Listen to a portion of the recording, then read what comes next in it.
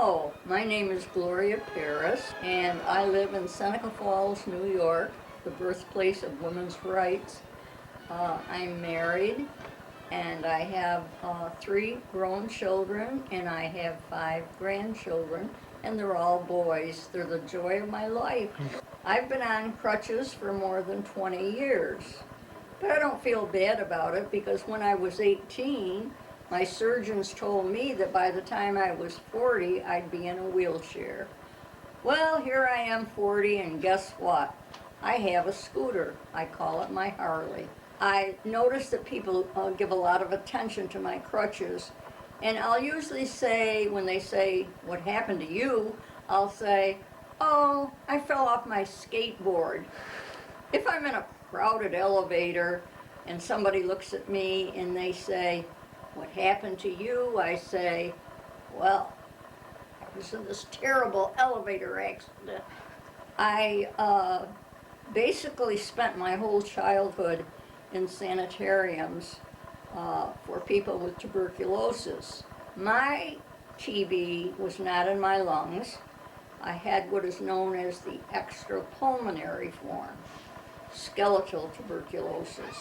I was first hospitalized when I was 5 years old. I stood on a chair to reach a favorite doll on top of the dresser in my bedroom, lost my balance, and fell, screaming, and continued screaming. Nothing my parents could do could calm me down, so they brought me to a doctor. As a child, I was obsessed with World War II.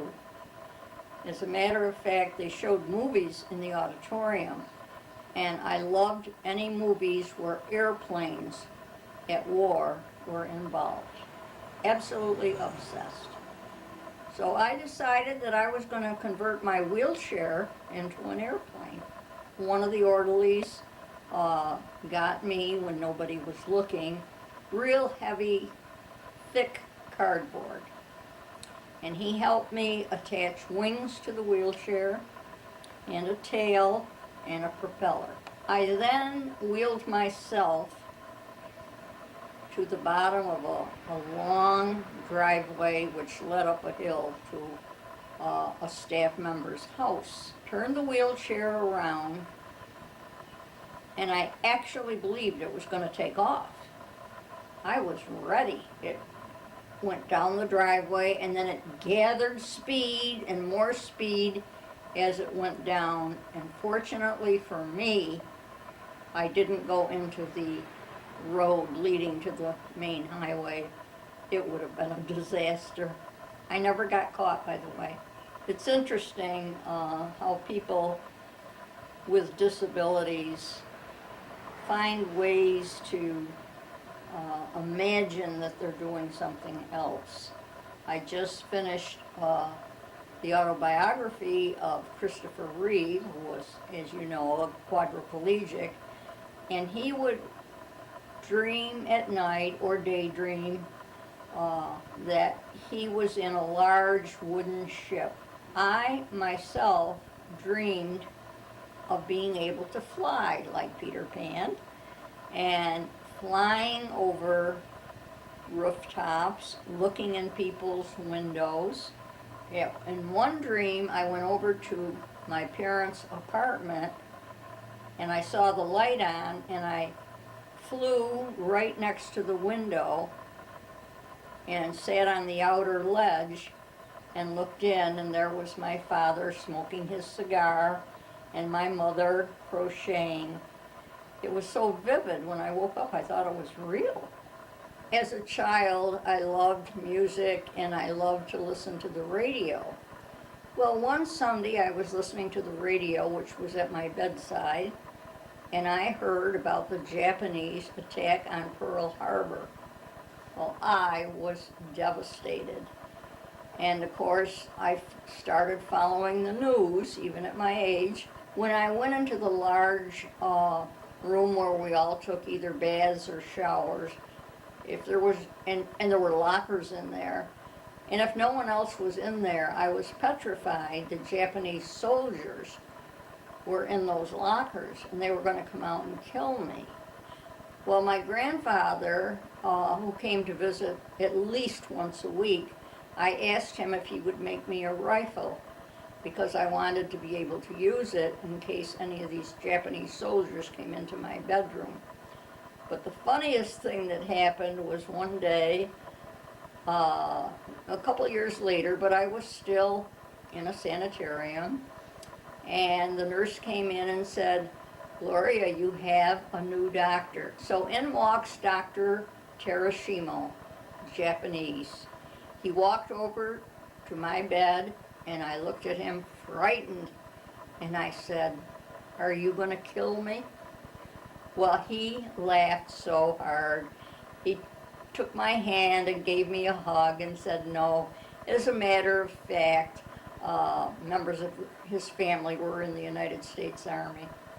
I believe firmly in the saying, humor is the best medicine. So I had a chance to perform on stage in Seneca Falls with a group of seniors.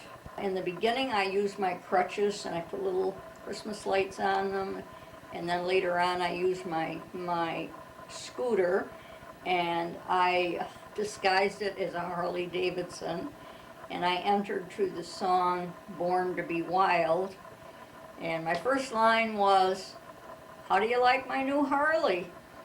My license plate reads PMS. Nobody cuts me off." My advocacy for the disabled is something that I've done for most of my adult life.